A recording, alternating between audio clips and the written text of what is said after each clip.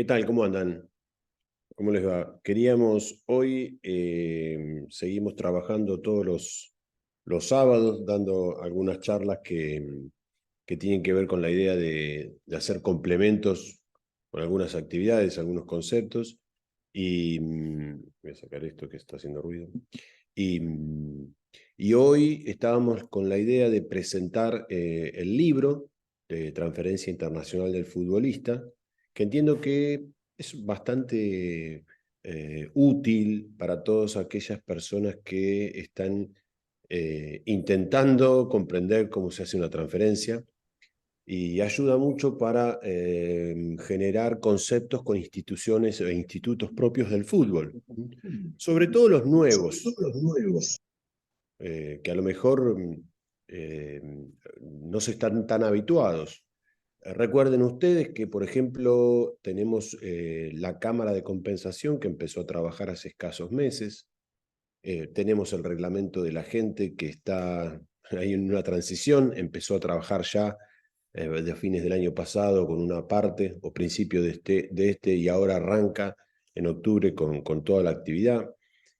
O el pasaporte electrónico, cómo funciona y cuáles son todas las actividades del TMS, del Transfer Machine System, es decir, estos sistemas electrónicos internacionales de inscripción de jugadores.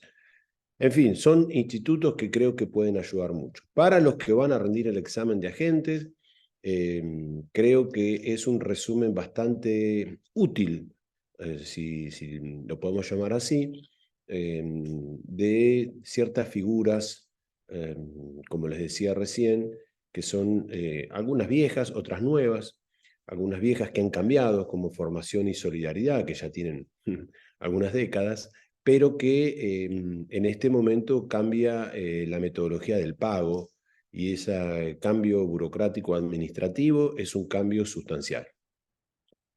Y en ese instituto también navegamos a dos aguas porque todo lo que es antes de la apertura de la Cámara de Compensación se sigue haciendo a través del TMS y todo lo que es nuevo, es decir, a partir de fines del año pasado y este nuevo se hace a través de la Cámara de Compensación.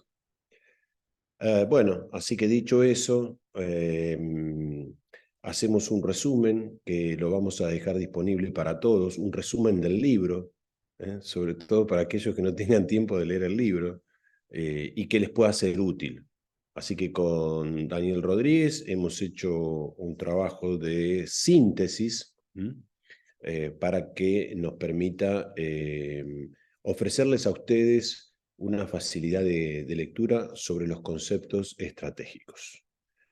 Dicho eso, les mandamos un gran cariño a nuestros amigos de la Universidad de Cochabamba, con los que estamos tratando de empezar a trabajar y ver si podemos continuar trabajando juntos. Bien, lo primero entonces que establecemos es, trabajamos entonces sobre este libro y ahora vamos a ir viendo si podemos generar algún tipo de información más.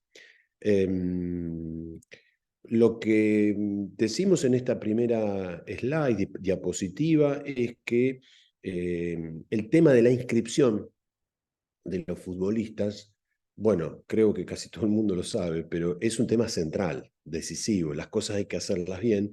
Las consecuencias de una mala inscripción de un jugador de fútbol son letales.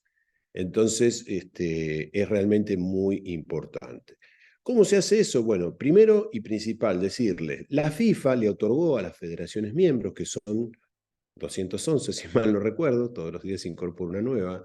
Hay más federaciones miembros que países en Naciones Unidas. Esto habla de la importancia que tiene nuestro deporte, la pasión mundial. Eh, la FIFA se lo entregó a las federaciones miembros.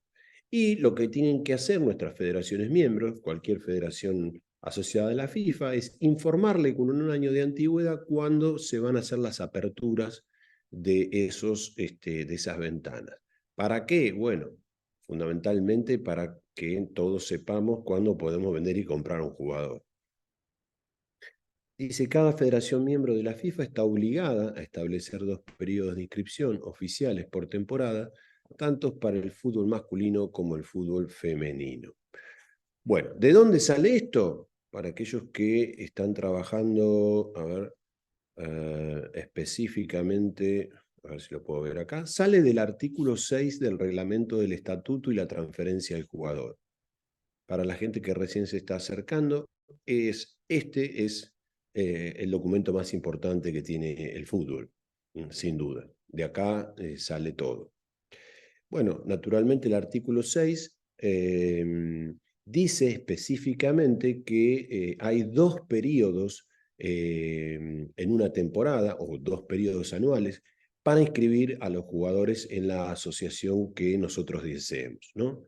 Ese es un poco el tema central. Después dice que puede haber periodos distintos para el fútbol femenino y masculino, y naturalmente también anda por ahí este concepto de que se puede poner una inscripción un poco más laxa, un poco más amplia, con menos estricta, perdón, para el fútbol amateur. ¿Mm? ¿De dónde surge eso? Se los muestro acá. Esta es la página del TMS. Esta es la página que ustedes tienen que ver cuando trabajan una transferencia internacional. Lo primero que se hace es ver si está la ventana abierta. Y si estamos programando una transferencia para la ventana que viene, saber cuándo se abre y cuándo se cierra, de tal manera que empecemos a trabajar con tiempo y le podemos dar información exacta a nuestros clientes. Lo que quería mostrarles acá, no sé si pueden ver el cursor, que acá tenemos información. Esta es la página de la FIFA, la página oficial, pero esta página se nutre de las federaciones nacionales, ¿no es cierto? Así que, ¿cuál es lo que va a publicar la FIFA? Primero, la categoría del fútbol que estamos jugando.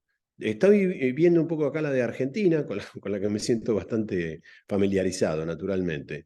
Pero son todas iguales, ¿no? Iguales en el sentido de la estructura.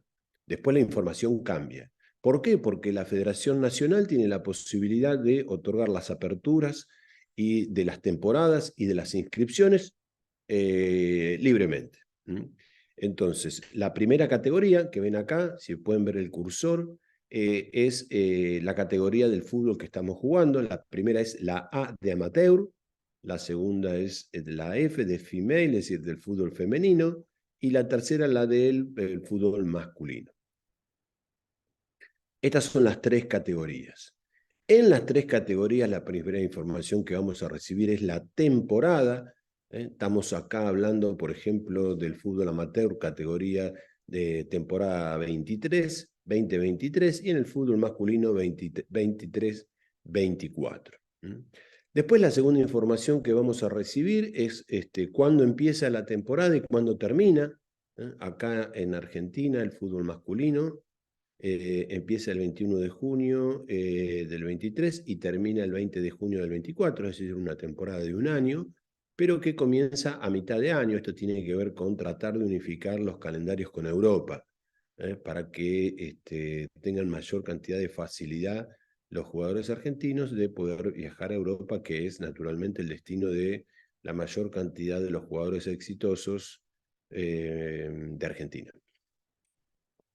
Y después tenemos otro elemento central, que es cuando se abre la ventana. Esta es la información central, y cuando se cierra, la primera ventana. Esta ventana tiene un límite de tiempo, arranca el 9 de junio y cierra el 31 de agosto del 23. Esto significa que en estos momentos nosotros tenemos la ventana abierta, es decir, que cualquier jugador puede venir a jugar a la Argentina y nosotros lo podemos inscribir sin ningún tipo de problema, por lo menos por 20 días más. Y la segunda parte del segundo periodo de ventana abierta arranca el 25 de enero y termina el 21 de febrero. Esta es toda la información que nosotros podemos obtener libremente en la página de la FIFA si vamos a encarar una transferencia internacional de un jugador de fútbol.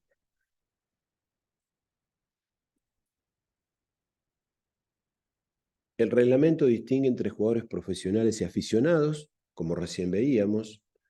Esta es una diferenciación muy útil, muy importante para el fútbol, porque las consecuencias jurídicas de un estatus de jugador y otra, bueno, cambia radicalmente. Para las competiciones en las que solo participan aficionados se aplica un régimen menos estricto, dice acá. Fíjense, para acompañar ese concepto, que en el fútbol masculino está abierto solamente 16 semanas. Pero fíjense que en el fútbol amateur se abre el periodo, si pueden ver mi cursor, el 1 de enero del 23 y cierra el 16 de julio del 23 y abre al otro día, el 17 de enero, febrero, marzo, abril, mayo, y cierra el 31 de diciembre. ¿Qué quiere decir esto? Bueno, con esto les demuestro que este concepto, que las competiciones donde juegan aficionados, es un régimen mucho menos estricto. Vale decir, puede estar abierto permanentemente. Y quería apoyar este concepto de que no es obligatorio establecer 2 periodos, aunque muchos lo establecen en 2, parten el año en 2, pero se puede inscribir en cualquier momento. La FIFA incorporó el tema de la maternidad como una excepción a la normativa de los periodos de inscripción. Bueno, aunque a ustedes les parezca mentira, todo lo que es la normativa de la maternidad en el fútbol es bastante novedoso. Llegamos un poco tarde, pero bueno, llegamos al fin. Y en la protección de la maternidad, entonces, está dada por el reglamento hoy en día con una protección realmente muy interesante, muy fuerte, de tal manera que ya es prácticamente imposible despedir una jugadora de fútbol bajo contrato que esté o quede embarazada. Y una excepción está dada en que, aunque tengamos cerrados las ventanas en nuestro mercado, una jugadora de fútbol puede darse de baja y existe hoy en día la figura de la jugadora sustituta que inmediatamente que se da de baja nuestra jugadora que quedó embarazada, una jugadora sustituta se puede inscribir. Esa inscripción de esa jugadora se puede dar cuando está abierta o cerrada la ventana de nuestra federación. Naturalmente que esta excepción está dada porque si no la jugadora sustituta mucho sentido no tendría. Entonces se hace una excepción. Bien. Si un jugador que no ha sido inscrito en la asociación participa con cualquier club, bueno, naturalmente que yo les decía las consecuencias jurídicas de que un jugador esté mal inscrito o que juegue al fútbol y no está inscrito, bueno, son bastante duras, ¿no? Hay sanciones deportivas, puede haber sanciones económicas, al club que participó, al jugador que participó y fundamentalmente también esto que les decía, consecuencias deportivas para los resultados, ¿no?, de los partidos. Puede haber sanciones fuertes. Así que bueno, el tema de la inscripción es un tema que está muy bien reglamentado en el fútbol. Y todo lo que sea una inscripción a través de una transferencia internacional se hace a través del TMS, el Transfer Machine System. Este software que vengo diciendo ya que cada vez es más estelar, es la figura del equipo, sin ninguna duda. Empezó con la idea de hacerse las transferencias internacionales de los futbolistas, pero hoy en día se le incorporan cada vez más cantidad de trámites a este sistema porque naturalmente la tecnología lo permite. Así que el sistema de TMS está definido como un sistema de correlación de transferencias. Es un sistema online que tienen las 211 asociaciones, los clubes, y cualquier transferencia que se haga fuera de este sistema es nula de nulidad absoluta. Hay un elemento central que hay que diferenciar, que esto no es una herramienta de negociación económica. Primero, es gratuito para todos. Segundo, no se puede utilizar esta herramienta como un sistema de negociación. ¿Qué quiere decir esto? Que yo no puedo decir no te voy a liberar el CTI si vos no me pagaste la cuota del jugador. Y esto tiene que ver con que los jugadores no queden en un limbo, que no queden ahí, que no le mandaron el CTI. Ustedes saben, han escuchado en todos los medios de comunicación la problemática que es de que un jugador está con la ansiedad, la gente, todos, de que pueda inscribirse y no llega el CTI. A pesar de que se hizo la transferencia correctamente, los clubes hicieron los documentos correspondientes, el jugador firmó el contrato, pero no llega el CTI. Bueno, cada vez se trata de acotar más la posibilidad de no mandar el CTI. Una de ellas que se utilizaba mucho era: hasta que vos no me pagas la cuota, yo no te doy el CTI. Eso no se puede hacer. Y ustedes van a decir, pero ¿qué garantía tengo de que vaya a cobrar si yo ya el jugador se me fue? Estaba acá en Argentina y se me fue a México. Y todavía el club mexicano no me pagó nada. Tengo que liberar el CTI. Bueno, no es causa de negarse de entregarle el CTI al club mexicano que el club mexicano no haya pagado. Atención con esto, porque esto puede ser sancionado. ¿Y cómo puede este club argentino verse protegido? Bueno, paralelamente existe otro trámite para que el club argentino le pueda cobrar al club mexicano. Naturalmente habrá que ir al Tribunal del Fútbol, habrá que probar a través de ese contrato de transferencias que no se pagó tal cuota, y la FIFA tiene la facultad, la obligación, en la medida que el club se lo pida, y también el club tiene argentino el derecho de exigírsele el pago al club mexicano. Pero naturalmente que ya el jugador argentino está jugando en México desde hace un tiempo y no podríamos tenerlo 2 meses, 3 meses parado hasta que se solucione un tema económico, ¿no es cierto? Por eso nosotros decimos acá que el TMS es un sistema de cotejo de datos. ¿Cuáles son los datos que se cotejan? Bueno, naturalmente la identidad del jugador de fútbol, el contrato de la transferencia si corresponde, el nuevo contrato del futbolista, los datos de la liberación del club anterior. Bueno, todos estos cotejos de datos sirven para esta herramienta electrónica tan útil en este momento, pero nunca como una herramienta de negociación. Acá dice que el objetivo principal es la transferencia internacional del jugador o de la jugadora, ¿no? Naturalmente, pero ya hoy en día esto no es lo único que se hace en esa herramienta, sino que se hacen muchísimas cosas más. Ahora vamos a ver algunas de las que se hacen. Pero, por supuesto, no hay posibilidad de que se haga una transferencia internacional si no es bajo esta herramienta. Todo lo que se haga fuera de acá es nulo, de nulidad absoluta.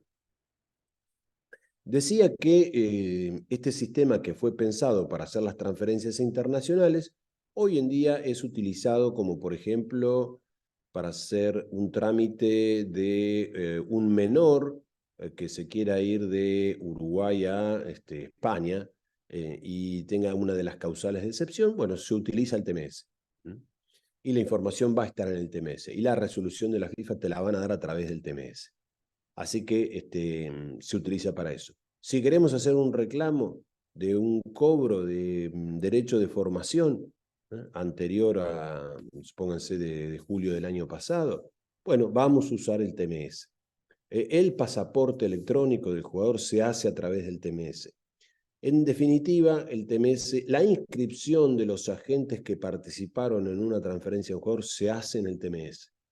Bueno, se me van ocurriendo cantidad de elementos que se utilizan, por eso naturalmente esto es muy importante. Diría yo, a lo mejor exagerando un poco, que ha surgido una nueva profesión en el fútbol, que es el management del TMS del club, que es una persona clave. Ustedes se darán cuenta que quien tiene las claves otorgadas por la Federación Miembro, por la FIFA, es un hombre de muchísima confianza porque tiene acceso a información calificada, a punto tal de que tiene que firmar un documento de confidencialidad, porque sabe cuánto va a cobrar un jugador, cuándo se termina el contrato, cuál es la cláusula de rescisión, cómo han sido esas transferencias, cómo se fue el jugador. O sea, la información que tiene realmente es calificada. Y además es la persona autorizada por la federación o por el club, porque tiene que estar autorizada y tiene que tener un número de usuario que no es transferible. Entonces esa persona es la que se sienta en la máquina y accede a todos los documentos para que pueda hacer la transferencia. Por eso le decía, es una nueva profesión o una nueva función, a lo mejor dicho, más propio, pero que quien maneje este sistema puede, puede tener un nuevo trabajo. Nuevas herramientas de trabajo que va haciendo el fútbol a partir de que va cambiando. Fíjense, ¿cuáles son los objetivos? Supervisar y regular el procedimiento de las transferencias, informarle a las autoridades, mejorar la transparencia, la eficiencia, porque los sistemas anteriores, la verdad que eran un poco caducos desde el punto de vista tecnológico, generaban muchísimos problemas. El fax, no sé si los que peinan canas se pueden acordar, los problemas que traían ese tipo de transferencias internacionales. Bueno, y uno de los elementos que se trabaja es el pasaporte electrónico del jugador. El pasaporte electrónico del jugador también está definido en el reglamento del estatuto y la transferencia del jugador. Es decir, en el reglamento que les decía a ustedes que es indispensable para conocer cómo funciona, cómo se organiza jurídicamente el fútbol moderno, el fútbol que conocemos hoy en día, que es el fútbol que usa estas herramientas como ayuda para que el fútbol se haya internacionalizado en forma masiva. Y está definido como aquel documento que contiene información indispensable de la carrera del futbolista. Básicamente tiene la información de cuál es el estatus de ese jugador en ese club determinado. Naturalmente, ustedes saben que la FIFA solo admite el estatus de jugador aficionado u profesional, no hay otros, más allá de que las federaciones nacionales tienen otras categorías, y por lo tanto el estatus del jugador es muy importante que todos lo conozcamos. Entonces va a estar en este documento. ¿De dónde sale que se puede hacer este documento? Bueno, hoy en día, como les dije al principio, el TMS es la herramienta internacional que se usa para hacer las transferencias internacionales, única herramienta que se permite para hacer una transferencia, pero esto funciona si funciona la otra cara, que es la herramienta de electrónica a nivel nacional. El COMET, comúnmente conocido, u otro sistema. ¿Por qué digo que funciona una si funciona la otra? Porque si esto no estuviera conectado sería muchísimo más complejo poder adquirir toda esta información que nos pide el pasaporte electrónico.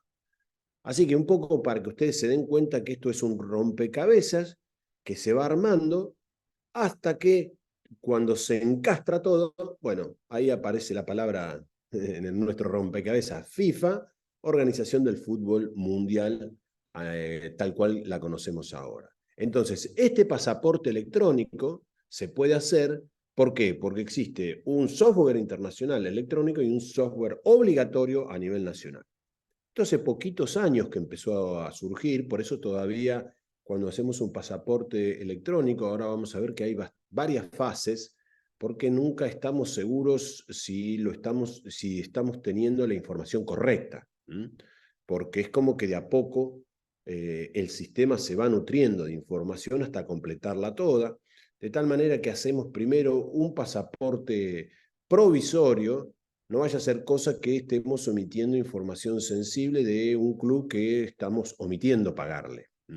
Entonces, se va tratando de ir formando y comunicando hasta que sí resulta el documento final, y ese documento final surge indispensable para el pago de formación y de solidaridad.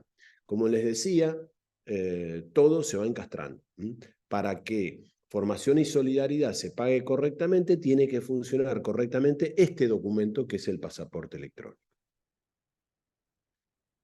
Este pasaporte electrónico entonces tiene información del estatus del futbolista, habíamos dicho, o de la futbolista. El tipo de inscripción, que puede ser permanente o a préstamo. y el club o los clubes que formaron al jugador desde los 12 años, o que inscribieron al jugador desde los 12 años. ¿Por qué de los 12 años? Porque es la información que necesitamos para pagar formación y solidaridad. Antes de esa edad no se paga formación y solidaridad a nivel internacional, es decir, desde la FIFA utilizando estos reglamentos. No quiero dar más información para no confundir, pero decir que se exige dentro del pasaporte electrónico desde los 12 años porque es lo que se reconoce como el pago de formación y solidaridad. Y por supuesto que los detalles de cómo se van a hacer paso a paso ese documento está en el nuevo reglamento de la Cámara de Compensación. Digo nuevo, tiene unos meses, pero bueno, está debutando en la vida práctica, ¿no es cierto? Así que es nuevo. Dicho eso, les recuerdo que todavía no se paga derecho de formación en el fútbol femenino. Estamos, entiendo, en un momento de transición donde la FIFA está dando las propias tablas para compensar al fútbol femenino con el dinero que considera justo y apropiado para desarrollar ese deporte o esa rama del deporte, teniendo en cuenta que en este momento naturalmente hay una enorme injusticia respecto de los clubes formadores del fútbol femenino que no están cobrando un dinero que les vendría muy bien para potenciar y desarrollar la infraestructura básica de lo que es el fútbol infanto-juvenil del fútbol femenino. Lo que sí se paga en el fútbol femenino en este momento es el mecanismo de solidaridad. Bueno, como les decía, no es sencillo hacer este pasaporte. Consta de varias partes. Hay un periodo de evaluación. Siempre quien trabaja administrativamente dentro de la FIFA, el órgano que se va a ocupar de esto es la Secretaría General. Es quizá el órgano administrativo, no, quizá no, es el órgano administrativo más importante de la FIFA, es quien colabora con todas las secretarías para ir armando todo lo que se necesita. En este caso va a trabajar sobre la posibilidad de dar toda la documentación e información para dar el TMS, perdón, el pasaporte electrónico definitivo. Me olvidé decirles que muchas veces van a ver EPP, creo que está acá esto, me olvidé de contarles. El EPP es una sigla en inglés, Electronic Passport Player. Se los digo porque a veces no van a ver pasaporte electrónico de jugador, comúnmente lo van a ver EPP y significa eso. Es el pasaporte electrónico, pero son dadas las siglas en inglés, como utiliza muchísimo el fútbol en siglas en inglés, porque recuerden que es el idioma por el cual se dirime cualquier disputa de cualquier interpretación de cualquier reglamento. Ante la duda entre el concepto de un reglamento en español y otro en inglés, siempre se va a estar en pos del idioma inglés, que fue el idioma original por el cual se trabajaba en la FIFA y lentamente se empezó a abrir a otros idiomas, en este caso, a Dios gracias, el español. Lo mismo que en el Tribunal Arbitral del Deporte, que ya lo tenemos también al español como idioma oficial. Bueno, pero le quería contar eso del EPP porque si no, no solamente por este libro que estamos comentando, sino también por la vida práctica o a veces hasta la comunicación o los medios periodísticos o las redes sociales que dicen EPP y uno dice, ¿y esto qué será? Entonces, la Secretaría General empieza a evaluar la información y tiene esta posibilidad, dado que trabaja con las federaciones miembros, que puede entrar a trabajar sobre el COMET o el registro obligatorio nacional electrónico. Va armando de a poco esa situación. Si hay un conflicto de fondo que no puede resolver la Secretaría General, lo pasa entonces al Tribunal del Fútbol. Quien va a dar el veredicto, va a dar el laudo, y quien resuelve dentro del Tribunal del Fútbol es la Cámara de Resolución de Disputas. Les recuerdo que que este Tribunal del Fútbol tiene 3 cámaras que dividen su tarea de acuerdo a la función que les ha sido dada. está la Cámara de Resolución de Disputas, por ejemplo, resuelve este tema, la Cámara del Agente, que resuelve cualquier conflicto con el agente, y la Comisión del Estatuto del Jugador. Esos son los 3 órganos que tiene el Tribunal del Fútbol y que se dedican a resolver, por ejemplo, este tema a partir de la Cámara de Resolución de Disputas. Bueno, la indemnización por formación y el mecanismo de solidaridad son institutos que ya tienen muchos años en el fútbol, no han funcionado como la FIFA quiso, de tal manera que se ha creado un sistema de clearing con un órgano específico que se llama la Cámara de Compensación, que va a ser la que se encargue de pagar estos institutos, a ver si se logra pagar todo el dinero que se genera para estos institutos. Tiene dicho la FIFA que apenas el 15% de este dinero llegaba efectivamente a los clubes formadores. De tal manera que tuvo la idea de cambiar el sistema, toda vez que se generó una práctica, podría decir abusiva, o una práctica de un círculo vicioso, en donde todo club que tenía que pagar este tipo de institutos, o formación, o solidaridad, esperaba que se lo reclame. Y muchas veces no se lo reclamaba a nadie, porque los clubes formadores tienen muy poca posibilidad primero de enterarse, segundo de saber cómo son los sistemas, de tener abogados o de tener personas idóneas que generen todo este tipo de situaciones, ya que en general se dedican exclusivamente a atender menores, y tienen muy poca estructura.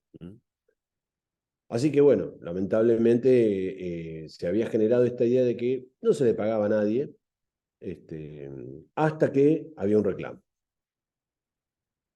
Y todo aquel que no reclamaba no se le pagaba. Y aún así, cuando había un reclamo, había que ir al Tribunal del Fútbol y esperar un año. Bueno, entonces, en definitiva, muchas veces no se pagaba. Como les dije, cerca del 15% se pagaba, es una estadística que mucha gente la cuestiona, pero en definitiva no viene el caso en este momento. Y entonces empieza a jugar otro player, otro jugador. Este jugador es un jugador extraño porque es el primero que juega fuera de Suiza.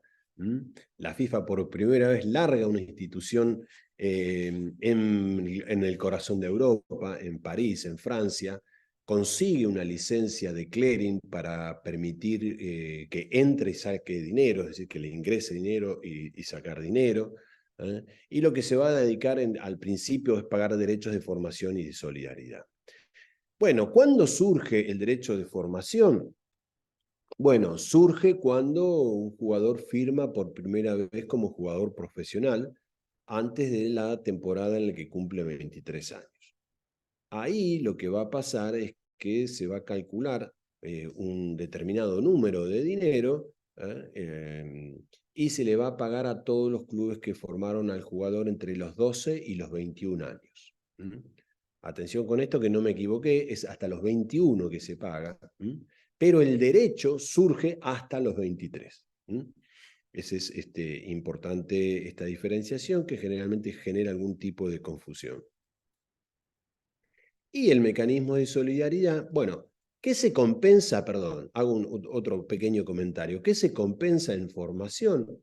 Bueno, básicamente los gastos de infraestructura que tuvo nuestro pequeño club de barrio cuando tuvo nuestro jugador de los 12 a los 15 años, y entonces va a recibir un dinero por el éxito que tuvo nuestro jugador, que firma un contrato, y ese club por el cual va a jugar profesionalmente no tuvo esos gastos, no los hizo.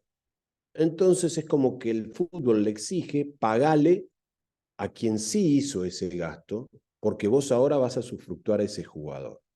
¿En qué gastó ese club? Bueno, ustedes saben: luz, gas, teléfono, vestimenta, botines, médicos, traslados, transporte, médicos. Bueno, ustedes saben todo lo que significa tener un club infanto-juvenil de fútbol femenino, fútbol masculino. Y entonces lo que se paga ahí es eso: una compensación por gastos. En este segundo elemento, en este instituto primo hermano, por decirle de alguna manera, muy, muy cercano, lo que se va a compensar ya no es esos gastos, sino que se va a compensar el éxito deportivo. Y el negocio deportivo que generó este futbolista profesional que se viene transfiriendo a nivel nacional o internacional y que va generando dinero. Y entonces el fútbol,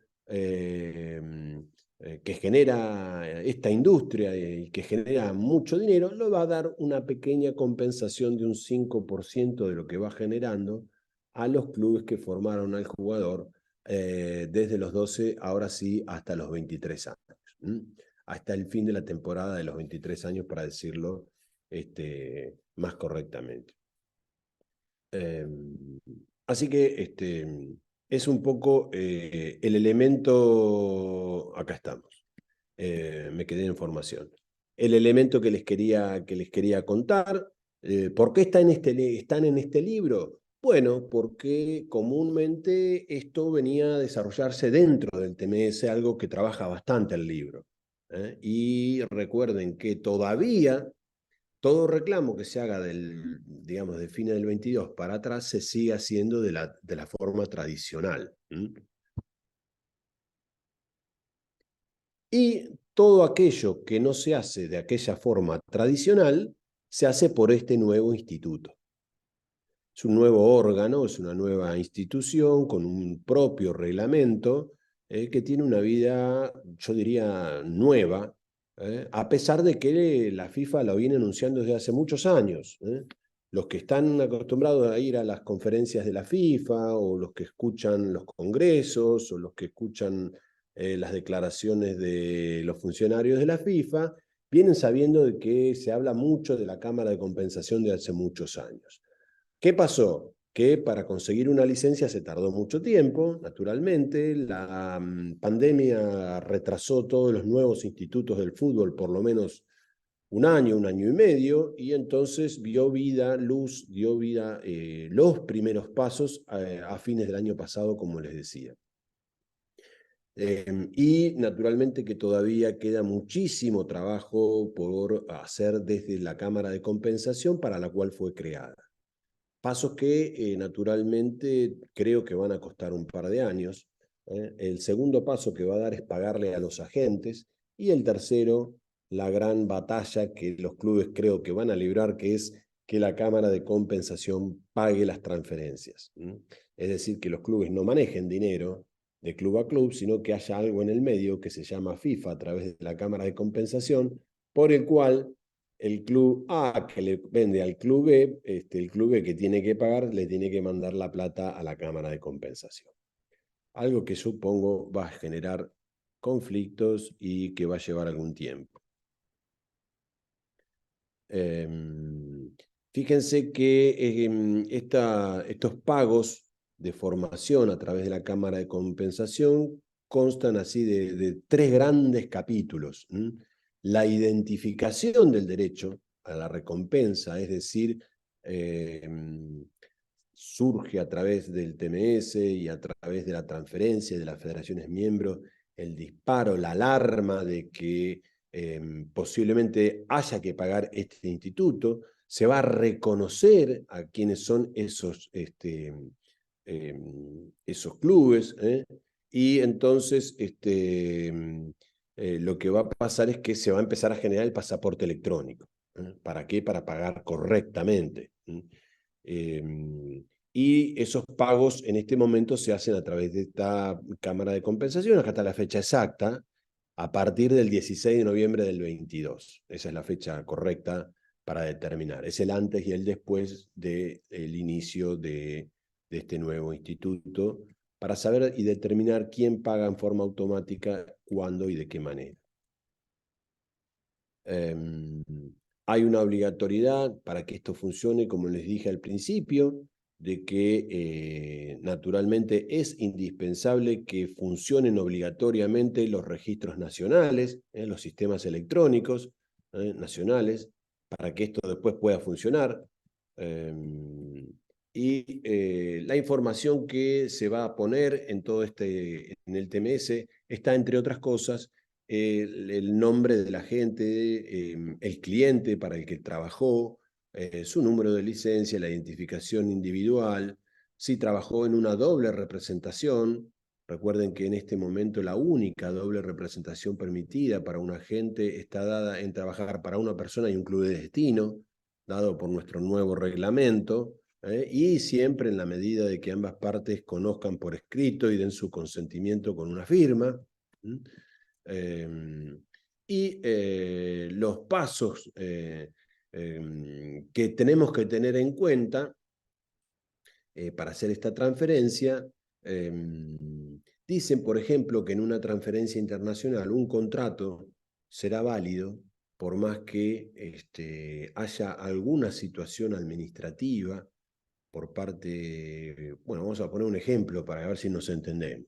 Supónganse que firmamos un contrato de un jugador uruguayo que se va a ir a jugar a Francia y resulta que se firma internacionalmente este contrato, se empiezan a hacer los trámites y el club francés nos manda el pasaje para que nuestro jugador uruguayo se vaya para allá y cuando llega allá, no quiero decir algo, vamos a suponer que el gobierno francés cambia las reglas de trabajo y los nuevos residentes necesitan 6 meses para volver a trabajar, para poder empezar a trabajar. Estoy dando una suposición, podría dar algunas peores que no quiero. ¿Qué pasa en esa situación? Ya tenemos firmado el contrato, el club puede decir, no, mire, es cierto, yo firmé el contrato, pero tengo imposibilidad de cumplirlo. Bueno, acá lo que dice el reglamento del estatuto y la transferencia del jugador es que en ese caso se tiene que hacer cargo el club. Alguien se tiene que hacer cargo de esto y todo trámite administrativo es responsabilidad del club. Y naturalmente no solamente esta situación, sino, por ejemplo, la situación de que nuestro jugador uruguayo no pase la revisación médica que se hace en París y en ese caso la situación está dada en si firmó o no el contrato, porque si ya tiene firmado el contrato, ese contrato se tiene que cumplir. Habrá que esperar que nuestro jugador uruguayo se mejore, se le dará el tratamiento adecuado y después empezará a jugar al fútbol, pero lo que sí indica el reglamento es que no se puede rescindir ese contrato como si fuera una justa causa que no superó el examen médico. Entonces, esto va también para los entrenadores. Bueno, a los entrenadores no se les hace un examen médico en general, pero sí se les hace toda una cantidad de trámites burocráticos administrativos. La principal siempre, a lo mejor los que están en la práctica acá saben, es la licencia. Bueno, usted creo que se ha escuchado mucho. La licencia genera muchos problemas. Resulta que firmamos un contrato profesional de un técnico brasilero que se va a trabajar a Corea, y cuando firmamos el contrato, lo mandamos, nos mandan el ticket, lo mismo que el caso anterior. Cuando llegamos a Corea nos dicen que hay que tener una licencia específica de Corea para dirigir. Bueno, naturalmente que nuestro técnico brasilero no la tiene. Y entonces le dicen que para obtener esa licencia tiene que estudiar un año y hasta que no rinde el examen de un año no puede dirigir. ¿Quién es el responsable? ¿Quién se hace cargo de esa situación? Bueno, es igual por analogía y dicho también por el reglamento específico del entrenador, que dicho sea de paso, también está en el reglamento del estatuto y la transferencia, está dado como un anexo específico para todo el tema de los entrenadores. Creo que hablamos el sábado pasado del tema de los entrenadores, lo dijimos. Tiene que ver con que en ese caso no se le puede rescindir el contrato, o dicho de otra manera, se le puede rescindir el contrato, pero será sin justa causa, es decir, tiene que haber una indemnización para nuestro entrenador brasilero que fue a Corea.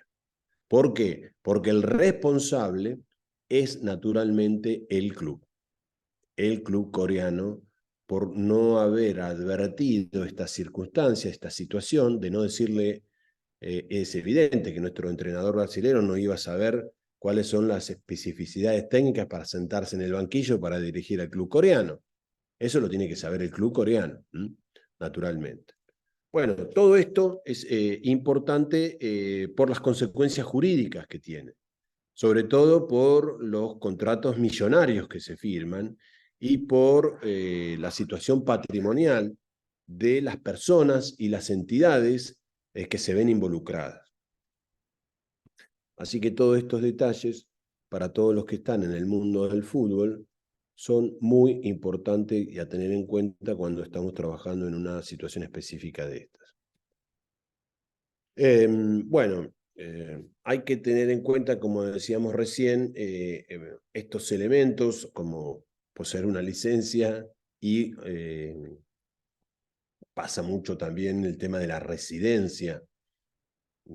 Llegamos a un país y el jugador no tiene residencia o no tiene permiso de trabajo o cambian las reglas cuando están ahí. Bueno, todo esto hay que tenerlo en cuenta porque genera consecuencias realmente muy importantes.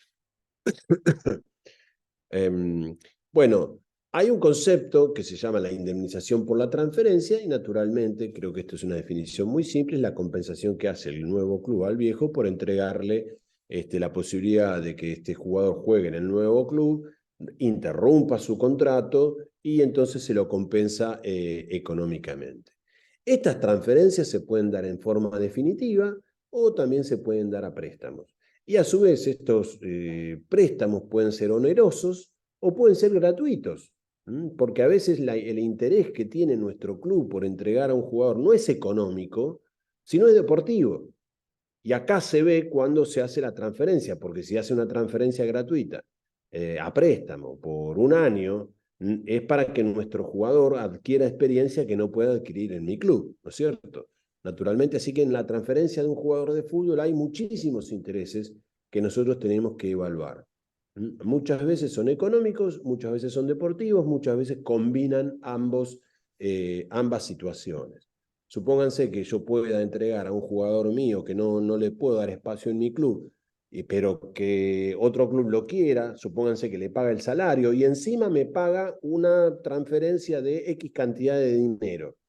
Entonces yo ahí tengo como un combo interesante. No le pago el sueldo al jugador, me pagan a mí por esa transferencia, por utilizar el jugador por un año, y además adquiere ese jugador una experiencia que yo no le podía dar, de tal manera cuando ese jugador retorna, tengo un jugador con muchísima más experiencia futbolística y tengo un jugador mucho más apto, cuyas habilidades se han potenciado. Así que como verán, en la transferencia de un jugador existen un montón de situaciones. Naturalmente, cuando hay una transferencia definitiva, generalmente tiene que ver, naturalmente, una cuestión económica, ¿no? Pero, en definitiva, todo esto es importante. Como les decía recién, los préstamos pueden además ser con opción de compra o sin opción. ¿Sí? La policía por el colectivo, ¿qué pasó? ¿Acá? Sí. Ahí no fue, no. Ah, si pueden Estábamos cerrar el micrófono, tampoco. por favor. Dani, si pueden No quiero cerrar el robar, micrófono. no sé. Bueno, les decía entonces que los préstamos pueden ser con opción de compra o sin opción de compra. Vale decir que yo puedo prestar a un jugador, pero decirle al nuevo club, mirá que al año me vuelve. O decirle, mirá, tenés otra opción. Utilizá al jugador un año y si te convence, después finalmente lo comprás. Este es un elemento que se viene utilizando y en la medida de que la compra se efectiviza, todas las consecuencias jurídicas se efectivizan en la medida que se hicieron desde el origen. Esto es muy importante, porque de lo contrario, imagínense que podría pasar de que el jugador de fútbol diría, bueno, yo Ustedes decidieron comprarme, los clubes se pusieron de acuerdo, pero yo quiero volver a mi club, porque tengo contrato por un año más. Entonces, atención que cada transferencia tiene características individuales propias. En el caso de que estamos hablando, una transferencia que se hace a préstamo con opción de compra, lo que hay que hacer al principio es establecer cuánto dinero va a surgir en esa compra, para que después se pongan de acuerdo, y fundamentalmente no olvidarse el consentimiento del jugador de fútbol con su nuevo contrato. Más allá después que, bueno, algún detalle puede quedar en el aire, pero lo que no puede quedar en el aire es que el jugador mismo está dando ese consentimiento. De lo contrario, es probable que eso se frustre de alguna manera porque el instrumento jurídico no estuvo hecho adecuadamente. Así que lo que queremos decir en esta parte del libro es que en la medida de que tenemos una transferencia, esa transferencia específica tiene consecuencias jurídicas concretas que hay que tratar de resolver en la medida de ese caso puntual.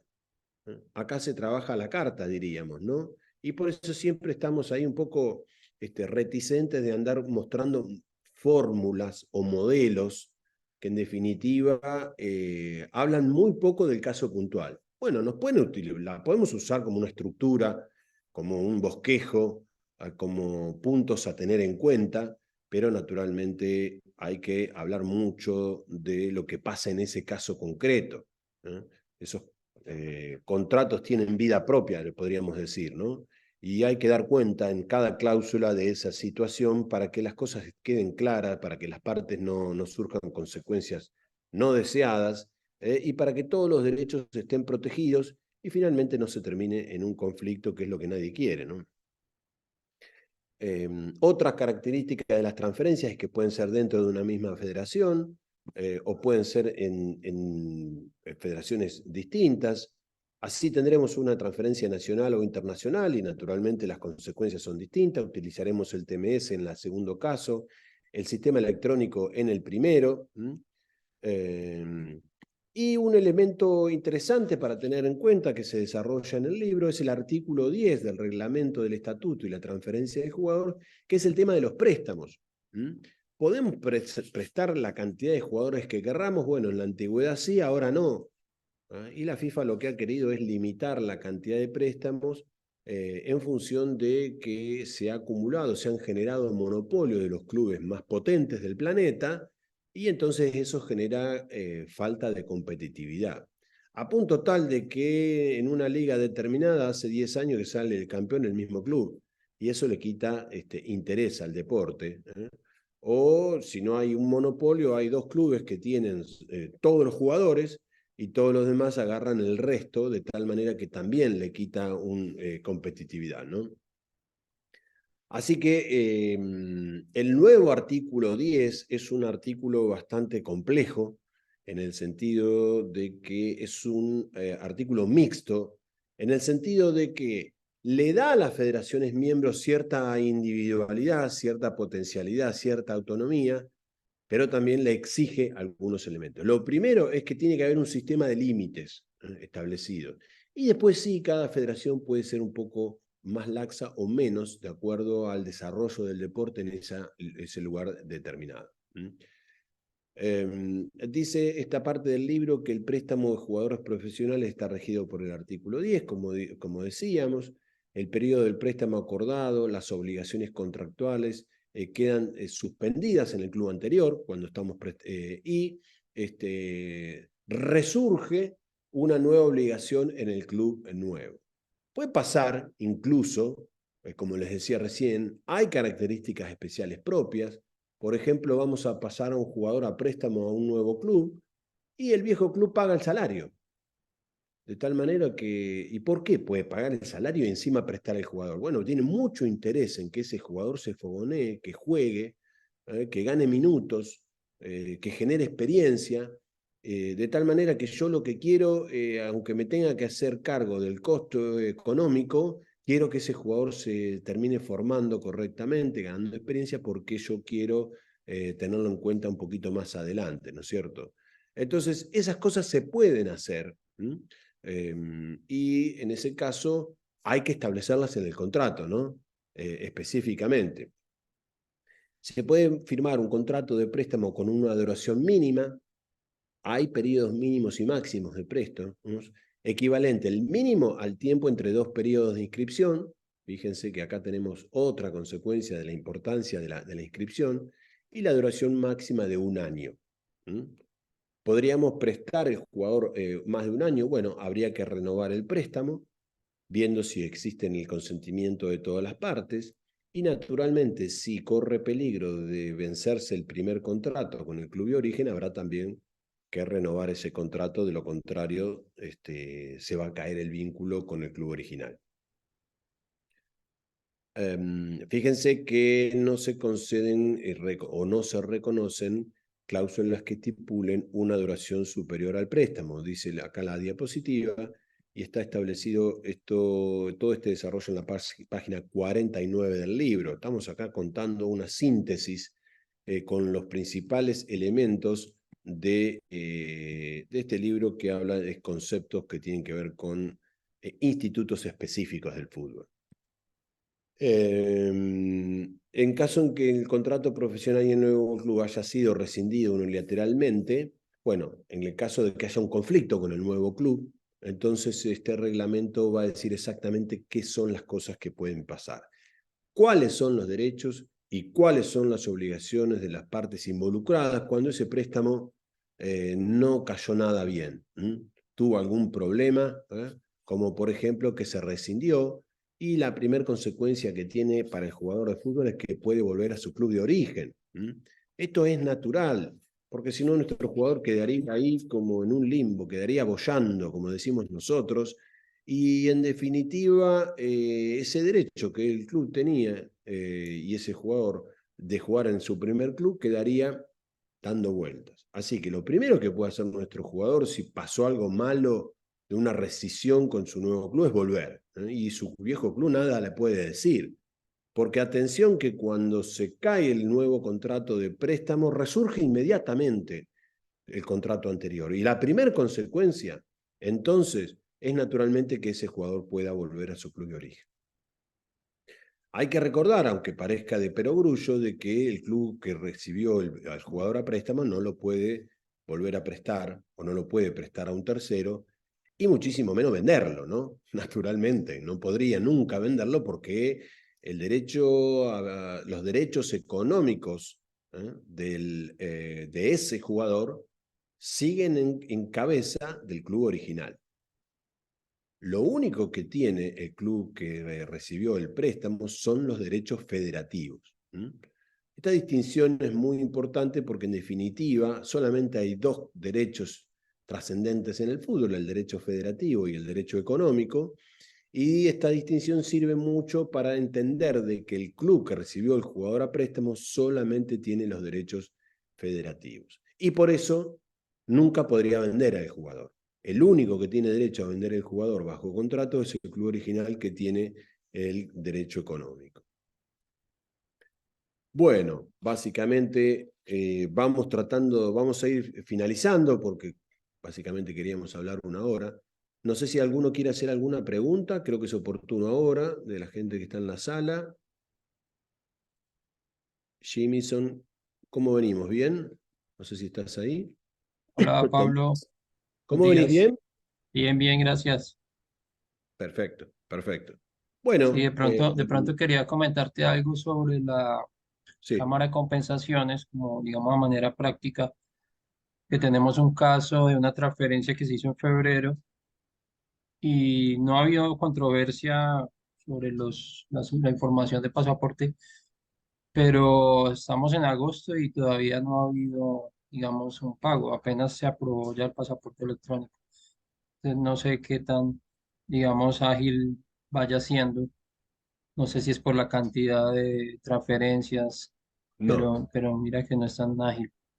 no. Yo tengo la misma experiencia que vos. Ayer en clase otro compañero contó la misma experiencia.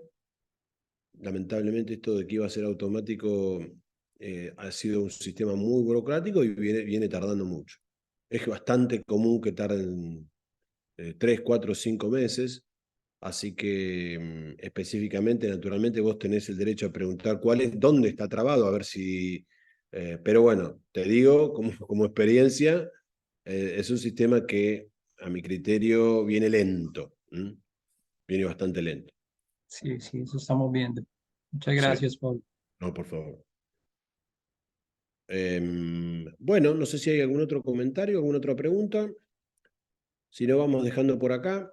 Les vamos a entregar este resumen del libro que creo que puede ser útil en función de que tiene las principales figuras del fútbol moderno en forma sintética, y aquel que lo quiera desarrollar se puede leer el libro. Recuerden que lo pueden bajar en forma absolutamente gratuita dentro de la página Derechos del Fútbol, y lo pueden tener en su biblioteca por si les toca hacer una transferencia internacional, hacer un asesoramiento a un jugador, a un club, a alguna federación, y les puede ser útil.